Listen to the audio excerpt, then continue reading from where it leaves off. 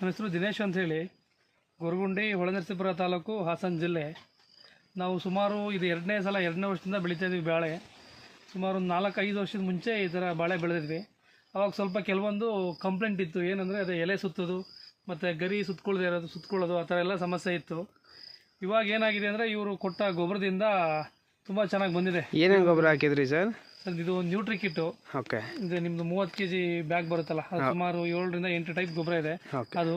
ಮತ್ತು ನೀವು suggest ಮಾಡಿದಾಗೆ 10-26 okay DAP okay ಇಷ್ಟು ಕೊಟ್ಟಿದ್ದೀನಿ. ಇದಕ್ಕೆ ಇದು ಎಷ್ಟು ಟೈಮ್ ಗೊಬ್ಬರ ಆಗಿದೆ ಸರ್? 3 ಟೈಮ್ ಆಗಿದೆ, 2 ತಿಂಗಳಿಗೆ ಒಂದೊಂದ್ಸಲ.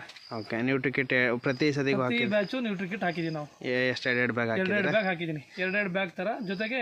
ಮೊದಲು ಏನು ಪ್ರಾಬ್ಲಮ್ ಇತ್ತು ಸರ್ ನಿಮ್ಮಲ್ಲಿ? ಈಗ ಏನು ರಿಕವರಿ ಆಯ್ತದ ಹಾಕಿದ್ಮೇಲೆ? ಅದೇನಾಗಿದೆ ಅಂದರೆ ಮುಂಚೆ ಏನಾಗ್ತಾ ಇತ್ತು ಅಂದರೆ ಬಾಳೆ ಎಲ್ಲ ಗರಿ ಎಲ್ಲ ಒಣಗೋದು, ಹಣ್ಣಾಗೋದು ಆ ಥರ ಇತ್ತು. ಮತ್ತು ಗರಿ ಸುತ್ಕೊಳ್ಳೋದು ಆ ಥರ ಎಲ್ಲ ಇತ್ತು. ನ್ಯೂಟ್ರಿಕಿಟ್ ಹಾಕಿದ್ಮೇಲೆ ನಮಗೆ ತುಂಬ ಚೆನ್ನಾಗಿ ಬಂದಿದೆ. ಆಮೇಲೆ